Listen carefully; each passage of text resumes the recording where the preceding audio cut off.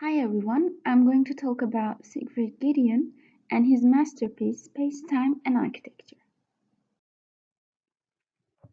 Giedion was born in Prague in 1888. He studied mechanical engineering to please his family, to fulfill their wish to keep the family business going. However, later on he realized that it wasn't what he wanted for the rest of his life. He decided to study art history.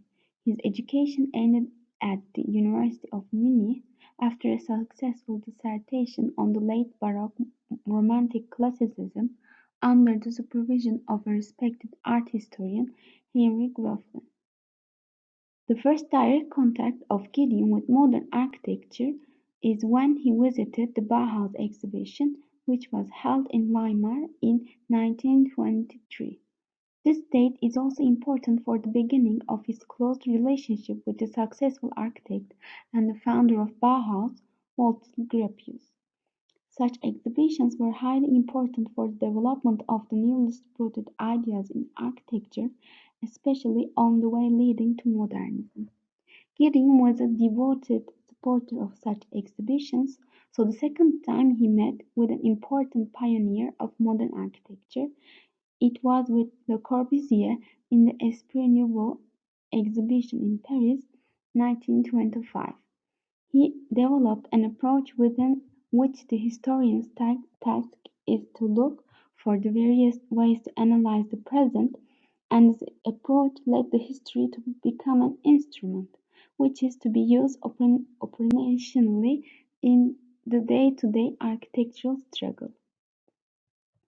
He was one of the key figures of Siam. Contributed to the meeting as an observer, Giedion became the general secretary of the association, a position that requires as much as participation as possible. Along with the participation in such organizations, Giedion was involved in architectural practice as well. According to him, writing architectural history and creating architecture have more in common than scholars usually assume, just like art and science do. However, the turning point of his life can be accepted as the invitation from the Harvard University as the Charles Eliot Norton Professor from the 1923 to 29 academic year. Thanks to Walter Gropius, who was also teaching at Harvard University at the same time after escaping from the Nazi regime, Giedion here found the opportunity to prepare his book, Space-Time and Architecture. One of the most important profits of this visit was the discovery of America. At the time period, not so many were interested in anywhere else than Europe, because Europe was seen as the center of civilization. From now on, America would be an unavoidable aspect of modern architecture for Giedion and a primary influence in the maturation of his historical vision. In his book, Giedion examined the four bygone centuries as well as the 19th century to find out the origins of the 20th century. Plus, he drew attention to the role of the unity and cooperation among science, technology, and art in the development of a new tradition. The relation between art and science is crucial for Giedion. He argued that both of them are formulated by men living in the same period, exposed to the same general influences, and moved by similar impulses.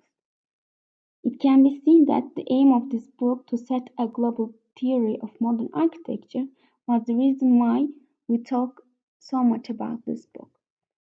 According to some, this book is a Bible of architecture. An overall examination of space-time and architecture is fundamental. In the light of the background Giedion had, and since he took part in avant-garde movement, which is the modern movement, it is estimated that the formation of the book would offer a new approach to history of architecture. Giedion had close personal and intellectual ties with Moholy-Nagy since 1925, and he had worked also on Giedion's early and important work, which is building in France. in which the author presented his hypothesis on the history and present state of architecture in book form for the first time.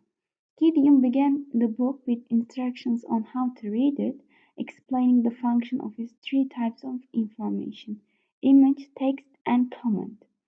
Although he sketched out the page layout by himself, Moholanagi's influence on the concept and particularly on the constructivist style visual collages should by no means be underestimated.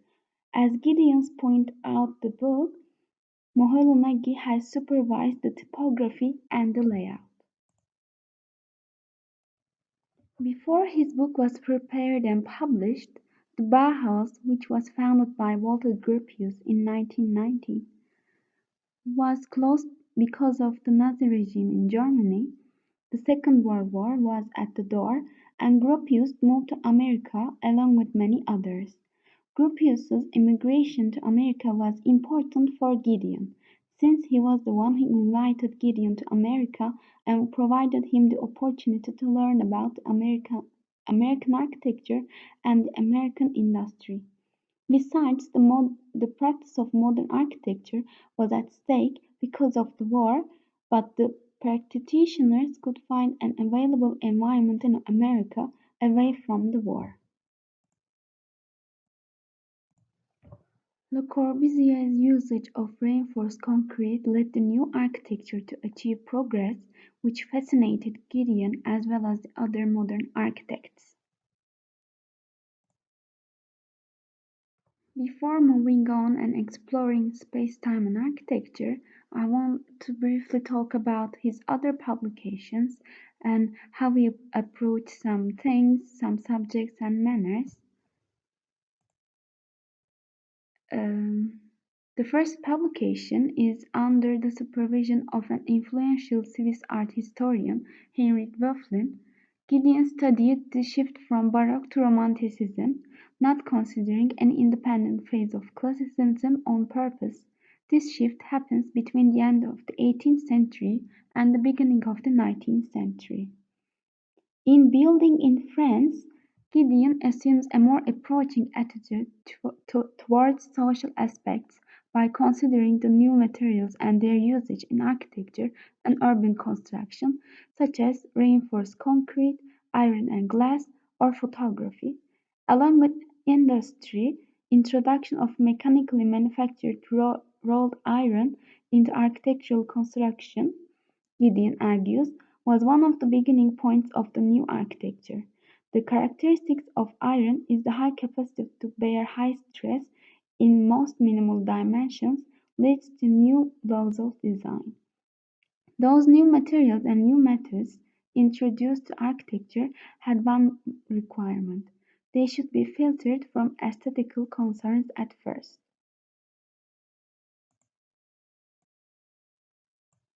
Gideon's other major work, Mechanization Takes Command, was written in a period including the Second World War and published in 1948, when the world was trying to understand the reasons as well as the results of the Second World War. Disappointed by the shocking results of rationalism, Giedion sought for the causes which brought humanity to that age. Therefore, beginning from antiquity to that day, Giedion gradually investigated the stages of mechanization, the term he accepted as the primary factor on the change of humanity. Mechanization was now seen as a horrifying force to be controlled. Every aspect of machines, as well as to make people's lives easier, had been under debate. The goal in Mechanization Takes Command is to overcome mechanization emotionally in the sense of humanizing it. Unlike the most of the expectations, Gideon does not make any connections between art and technology in this book. In most of these pages, one can think that the only interest of the author is in chairs, locks, kitchens, and baths. It should be admitted that Mechanization Takes Command does not limit itself only on the tools and mechanized systems, since with the approach Gideon seeks for the development in the social and cultural areas. Yet the book does not cover the relations among art, culture, and mechanics extensively. The chapters and major themes in space-time and architecture are thus mostly connected with specific trips on which Gideon visited buildings and individuals for the purpose of on-site research.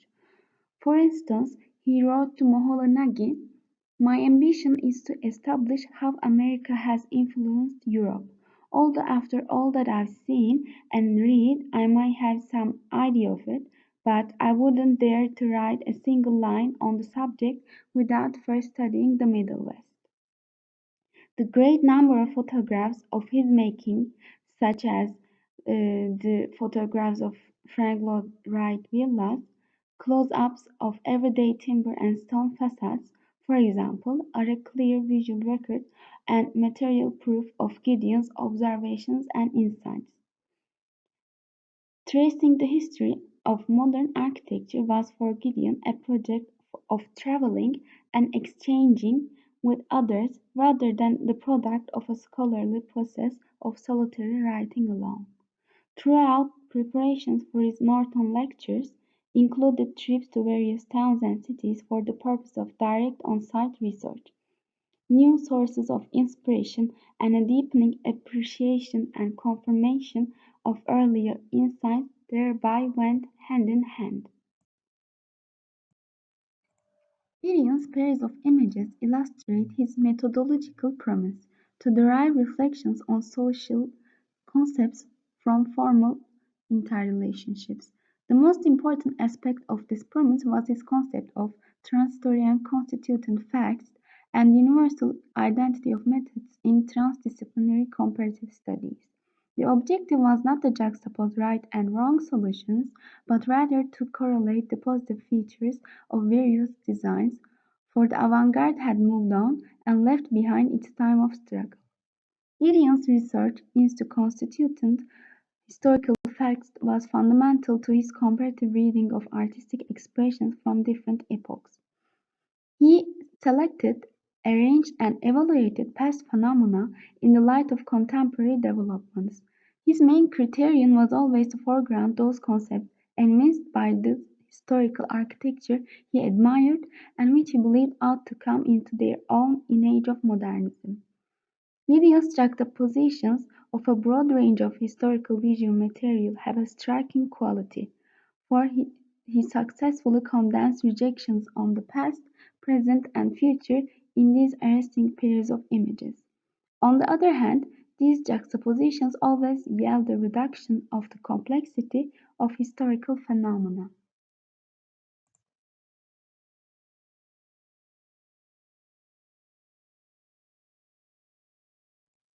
His collage of the Rockefeller Center in New York contrasted with serial shots that the photographer Harold Egerton had taken to illustrate the individual movements entailed when a golf player tees.